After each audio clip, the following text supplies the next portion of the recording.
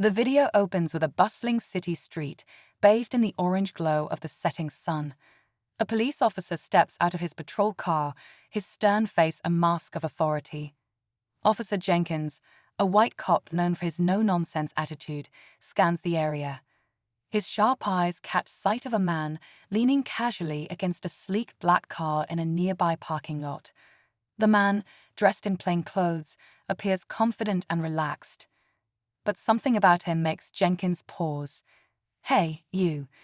Jenkins barks as he strides over, his hand hovering near his holster. "What are you doing here?" The man looks up, calm but visibly confused. "Is there a problem, officer?" he asks, his voice steady but tinged with curiosity.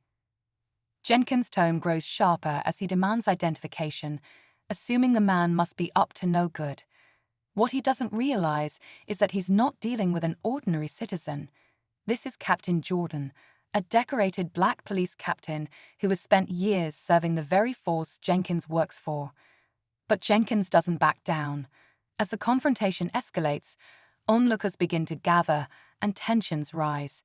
Just when it seems the situation can't get any worse, Captain Jordan quietly reveals something that will leave everyone, especially Jenkins, stunned. What happens next will challenge assumptions, shatter stereotypes, and leave you questioning everything. Stay tuned. Captain Jordan calmly pulls out his wallet, his movements slow and deliberate. "Here's my ID," he says, holding it out for Jenkins to see. His tone remains steady, but there's a subtle edge of frustration in his voice. Jenkins snatches the card and glances at it briefly, his expression shifting from suspicion to something harder to read. "This doesn't mean anything," Jenkins says, waving the badge dismissively. "Anyone could fake this." His words draw murmurs from the small crowd that has gathered, their faces reflecting a mix of curiosity and unease. Jordan stands tall, his composure unshaken. "I don't need to explain myself to you," Jordan says firmly, meeting Jenkins' glare without flinching. "But you're making a mistake you might regret." Jenkins steps closer, his stance intimidating. "I don't take orders from someone pretending to be something they're not." The words hang in the air, heavy with accusation. The onlookers exchange uneasy glances. Some pull out their phones, recording the tense standoff. One older woman whispers, he doesn't know who he's talking to. Jordan stays silent for a moment, his eyes scanning Jenkins' face. "You're right about one thing," he finally says, his voice calm but powerful. "You really don't know who I am." And with that, the tension thickens. The crowd grows thicker as the situation unfolds, their whispers growing louder. Some are frustrated, others concerned, but all but captivated by the unusual scene. A young man in the crowd shakes his head, muttering, "This isn't right. He's clearly not some random guy." Another person records everything, determined to capture what feels like an inevitable turning point. Jenkins, still holding the badge, crosses his arms. "If you've got nothing to hide, then cooperate. I don't care who you say you are," he says, his voice tinged with arrogance. Captain Jordan's jaw tightens, but he keeps his composure. "I've worked in law enforcement long enough to recognize when someone's crossing a line. Be careful you don't cross one too far," Jordan replies evenly.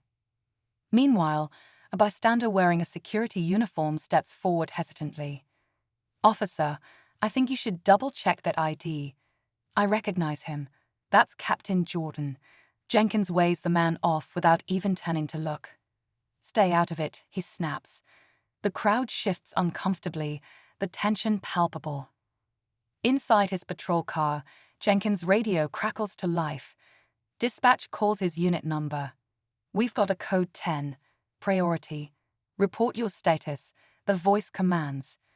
For a split second, Jenkins falters, but instead of responding, he turns back to Jordan. "Stay right where you are," Jenkins growls, his voice rising as his uncertainty begins to show. Jordan, unmoved, folds his arms. "I've already said everything I need to," he says. All eyes are on the two men. The situation feels like it's moments away from spiraling into something far bigger. The air around them feels electric, charged with the weight of unspoken truths and rising tempers. Jenkins stands firm, his grip tightening on his belt, as if preparing for a move he hasn't fully thought through. The crowd, now nearly doubling in size, watches with bated breath, their murmurs growing louder as the tension builds. Some are visibly uncomfortable, while others seem glued to the unfolding drama, sensing that something pivotal is about to happen. Captain Jordan takes a step closer, his presence commanding but not aggressive. "You're letting pride and assumptions cloud your judgment, officer," he says, his voice calm but steady. "This isn't just about me or you. It's about how we represent this badge to the people watching right now." Jenkins' jaw tightens at the comment, his pride clearly stung.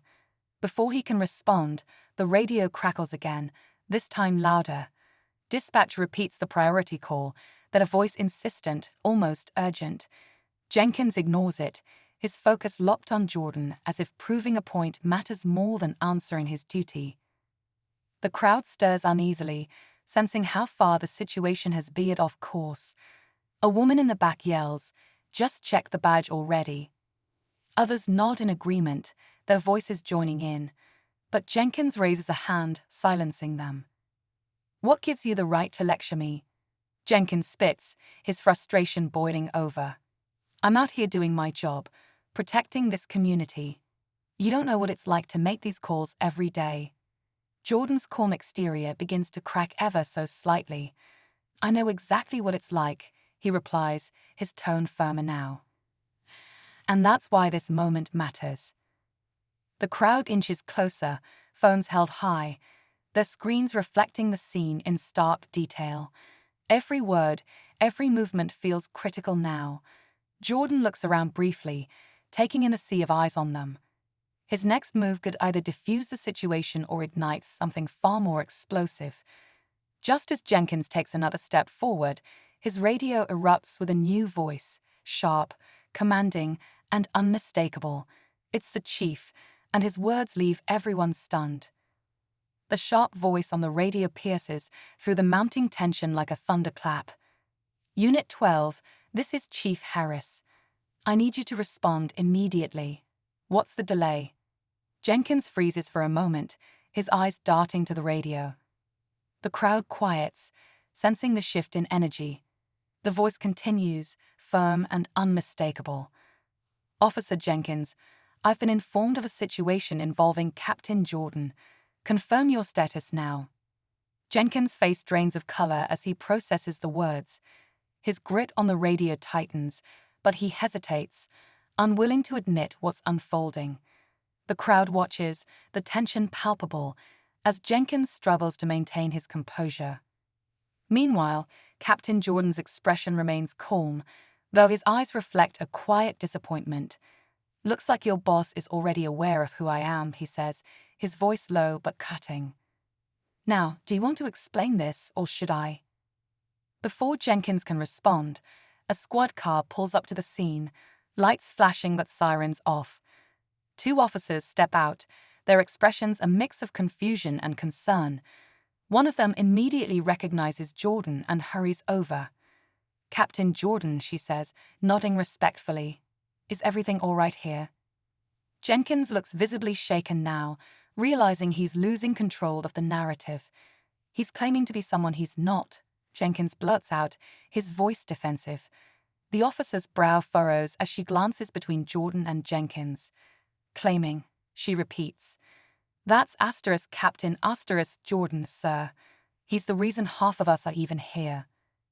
The crowd erupts in murmurs, and Jenkins stammers, trying to regain his footing. But before anyone can speak further, a new twist unfolds. Another call comes through on the radio, this time from dispatch. "Officer Jenkins, there's an ongoing situation at Main and 5th. Units are requesting backup immediately. Captain Jordan has been leading the coordination. Why aren't you on site?" Gasps ripple through the onlookers. Jenkins' face hardens as he processes the information, but the realization is unmistakable. The man he's been accusing is not only who he claims to be, but is actively handling a critical emergency. The weight of his mistake begins to sink in, but before he can react, Jordan steps forward. "Officer," Jordan says, his voice measured but firm, "you've got a choice to make. The community is watching. Your department is watching. What happens next is on you." The stakes couldn't be higher, and everyone holds their breath, waiting to see what Jenkins will do. Jenkins stares at Captain Jordan, his face a mixture of defiance and unease. The weight of the situation finally begins to dawn on him, but his pride keeps him rooted in place. The crowd's murmurs grow louder, pressing in like a tidal wave. The other officers exchange uneasy glances, unsure whether to intervene or let the scene play out. Captain Jordan doesn't move, his calm demeanor commanding more authority than any uniform could. "Officer Jenkins," he says, his voice cutting through the noise, "this isn't about me anymore. It's about what kind of officer you choose to be from here on out. Do you want to protect this community or your ego?" Jenkins hesitates but nods, following Jordan to the squad car. As they speed toward the scene, the tension in the car is palpable. Jenkins, still processing what just happened, steals a glance at Jordan. "Why didn't you press charges back there?" he asks quietly. Jordan doesn't look at him. "Because you've got more to offer than this moment, but only if you choose to be better." They arrive at the chaotic scene, and Jenkins, driven by a need to prove himself, jumps into action alongside Jordan. Together, they help resolve the crisis, apprehending the suspect and ensuring everyone's safety. The crowd at the scene cheers as the suspect is taken into custody, and Jenkins feels something unfamiliar, pride in doing the right thing. As they wrap up, Jordan turns to Jenkins one last time. "Remember today, officer. Not for your mistake, but for what you did after." Jenkins nods, humbled, but as they part ways, one of the other officers approaches Jordan, a sly smile on her face. "That was something," she says. "But did you mean it when you said you'd let it go?" Jordan chuckles, holding up his phone, which has been recording the entire exchange. Let's just say it's a lesson he won't forget anytime soon. The screen fades to black, leaving viewers with a powerful reminder. Every choice has consequences, but growth begins with accountability. As the flashing lights of the squad cars faded into the night, the tension that had gripped the day began to dissolve. The streets were quiet again, but the events lingered in the minds of everyone who had witnessed them. Officer Jenkins stood by his patrol car, watching Captain Jordan speak with the other officers. His mind replayed the day's events, the weight of his actions sinking deeper with every passing moment. Before leaving, Jordan approached Jenkins one final time. "Today could have ended very differently," he said, his tone steady but meaningful. "Remember, wearing this badge isn't about power, it's about responsibility. People are watching us, expecting us to be better. Don't let them down." Jenkins nodded, the words cutting through his defenses. "I won't," he said quietly, the sincerity in his voice evident. For the first time, he felt the gravity of the role he had chosen. Back at the station, as Captain Jordan reviewed the day's events, he noticed the video footage from his phone. It wasn't about humiliation or payback. It was a record of a moment when change began. He saved it, not as evidence, but as a reminder of the work still to be done. For everyone involved, it was a day of reckoning, growth, and the hard truths of accountability. A step toward understanding, even in the face of conflict.